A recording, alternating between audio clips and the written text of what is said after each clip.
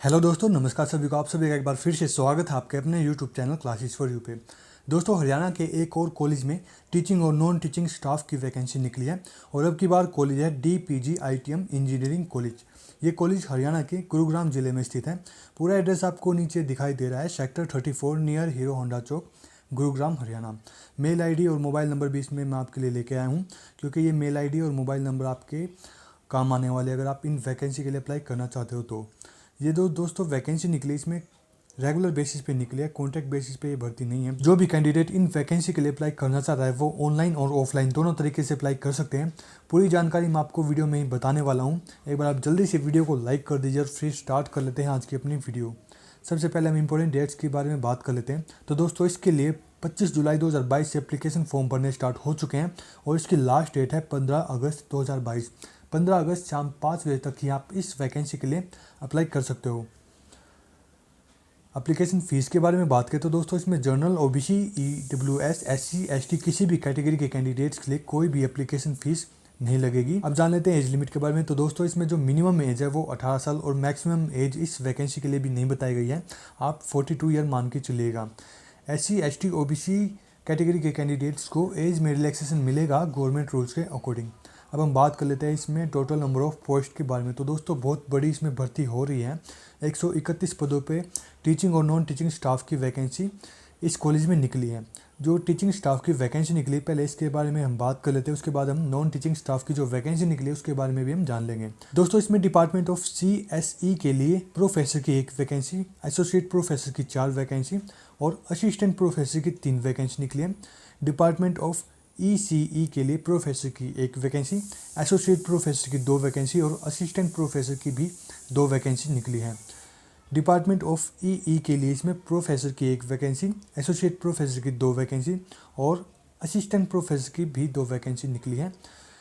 Department of mechanical के लिए इसमें प्रोफेसर की 1 वैकेंसी, एसोसिएट प्रोफेसर की 2 और असिस्टेंट प्रोफेसर की 8 वैकेंसी निकली है। सिविल डिपार्टमेंट के लिए प्रोफेसर की 1 वैकेंसी, एसोसिएट प्रोफेसर की 1 और असिस्टेंट प्रोफेसर की भी 1 वैकेंसी निकली है।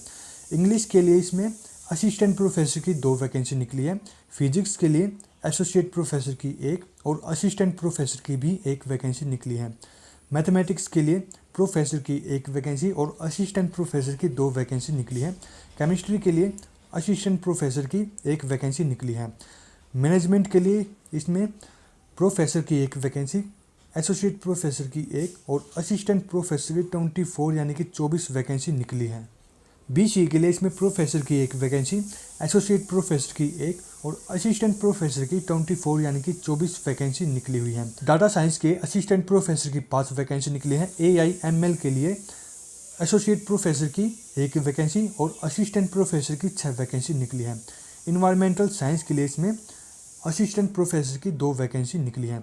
अब इसमें हम बात कर लेते हैं नॉन टीचिंग स्टाफ की वैकेंसी जो निकली है इसके बारे में। तो दोस्तों, इसमें ऑफिस सुपरिटेंडेंट के लिए इसमें 1 वैकेंसी निकली है, रजिस्ट्रार के लिए 1, एडमिनिस्ट्रेटिव ऑफिसर के लिए 1, हेड कलर के लिए भी 1 वैकेंसी, असिस्टेंट के लिए 1 वैकेंसी, कलर कम टाइपिस्ट के लिए भी 1, लाइब्रेरियन के लिए 1, जूनियर लाइब्रेरियन के लिए भी 1, लैब असिस्टेंट के लिए 3 वैकेंसी, लैब टेक्नीशियन के लिए 5 वैकेंसी। कुल मिला के दोस्तों 131 पदों पे इसमें भर्ती की जाएगी। लैब अटेंडेंट की 5 वैकेंसी, लाइब्रेरी अटेंडेंट की 1 वैकेंसी, स्पोर्ट्स ऑफिसर की 1 वैकेंसी और स्टोर कीपर की इसमें 2 वैकेंसी। अब बात कर लेते हैं कि इन वैकेंसी के लिए आपका सिलेक्शन प्रोसेस क्या रहेगा। तो दोस्तों, इस वैकेंसी के लिए भी आपका कोई एग्जाम नहीं लिया जाएगा, सिर्फ इंटरव्यू और डॉक्यूमेंट वेरिफिकेशन के आधार पर ही आपका इन वैकेंसी के लिए सिलेक्शन किया जाएगा। दोस्तों, अप्लाई जरूर कीजिएगा, बहुत सारी वैकेंसी निकली हुई है कॉलेजों में। इस कॉलेज में भी 131 पदों पर भर्ती की जाएगी और सभी में कोई भी एग्ज़ाम नहीं लिया जा रहा, सिर्फ इंटरव्यू और डॉक्यूमेंट वेरिफिकेशन के आधार पे ही आपका सिलेक्शन हो रहा है। कोई भी एप्लीकेशन फ़ीस नहीं लग रही है। MDU के बहुत सारे कॉलेजों में वैकेंसी निकली हुई है, सब की वीडियो आपको यूट्यूब चैनल पे हमारे पे मिल जाएगी, आप चैनल पे जाके देख सकते हैं।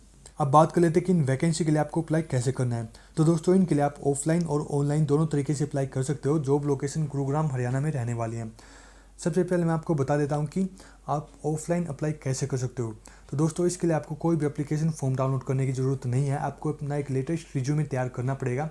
उस रिज्यूमे के साथ आप अपने सारे डॉक्यूमेंट्स अटैच कर दीजिएगा और एक ब्लैंक पेपर लेके उस पर एप्लीकेशन लिख दीजिएगा। उसमें कॉलेज का नाम, कॉलेज का एड्रेस और जिस वैकेंसी के लिए आप अप्लाई कर रहे हो उसका नाम, नीचे अपना नाम और अपना एड्रेस लिख के अपने रिज्यूमे के साथ अटैच करके एक लिफाफे में डाल के अपने सारे डॉक्यूमेंट्स जो आपने अटैच किए हैं फ़ोटोकॉपी आप अटैच कर दीजिएगा। और फिर ये आपको 2 एड्रेस पे सेंड करनी पड़ेगी, एक तो कॉलेज एड्रेस और एक एमडीयू के डीन डिपार्टमेंट में। लेकिन दोस्तों कॉलेज में अप्लाई करने के लिए आप ऑनलाइन अप्लाई कीजिएगा, ये सबसे अच्छा तरीका भी है। इसमें स्टेप नंबर 3 में 3 के नीचे आपको दिखाई दे रहा है info@dpgitm.ac.in। दोस्तों ये मेल आईडी है कॉलेज की। इसमें आपको अपना एक लेटेस्ट रिज्यूमे तैयार करके और आपके जितने भी क्वालिफिकेशन के डॉक्यूमेंट्स हैं उन सब की एक पीडीएफ फाइल बना लीजिएगा। बनाने के बाद आप इस मेल पे सेंड कर दीजिएगा। सब्जेक्ट में आप जिस वैकेंसी के लिए अप्लाई कर रहे हो उस वैकेंसी का आप नाम लिख दीजिएगा। तो दोस्तों कॉलेज में आपका एप्लीकेशन फॉर्म सबमिट पहुंच जाएगा। फिर आपको एक और जगह अपना एप्लीकेशन फॉर्म सेंड करना होता है। एमडीयू के जितने भी कॉलेजों में वैकेंसी निकलती है उसके लिए आपको 2 जगह अपना एप्लीकेशन फॉर्म भेजना होता है, एक तो कॉलेज एड्रेस पे और एक एमडीयू के डीन डिपार्टमेंट पे। तो दोस्तों स्टेप नंबर 5 में आपको एड्रेस दिखाई दे रहा है, the dean college development council, Maharshi Dayanand university Rohtak. एक अपना एप्लीकेशन फॉर्म आपको एमडीयू के इस एड्रेस पे सेंड कर देना है। एमडीयू में आप ऑनलाइन अप्लाई नहीं कर सकते, इसके लिए आपको ऑफलाइन ही अप्लाई करना पड़ेगा। या तो आप खुद जाके अपना एप्लीकेशन फॉर्म सबमिट करवा दीजिएगा या फिर डाकघर के थ्रू अपना एप्लीकेशन फॉर्म आप भेज सकते हो। अब बात कर लेते हैं कि एमडीयू में आपको अपना एप्लीकेशन फॉर्म कैसे भेजना है। तो दोस्तों इसके लिए भी आपको अपना एक लेटेस्ट रिज्यूमे तैयार करना पड़ेगा। आपके जितने भी क्वालिफिकेशन के डॉक्यूमेंट्स हैं उन सब की फ़ोटोकॉपी करवा के अपने रिज्यूमे के साथ अटैच कर दीजिएगा। एक ब्लैंक पेपर पे आपको एप्लीकेशन लिखनी पड़ेगी। उस एप्लीकेशन में आप कॉलेज का नाम, एड्रेस और जिस वैकेंसी के लिए आप अप्लाई कर रहे हो उस वैकेंसी का नाम लिख दीजिएगा। और फिर आपको अपना नाम और एड्रेस लिख देना है।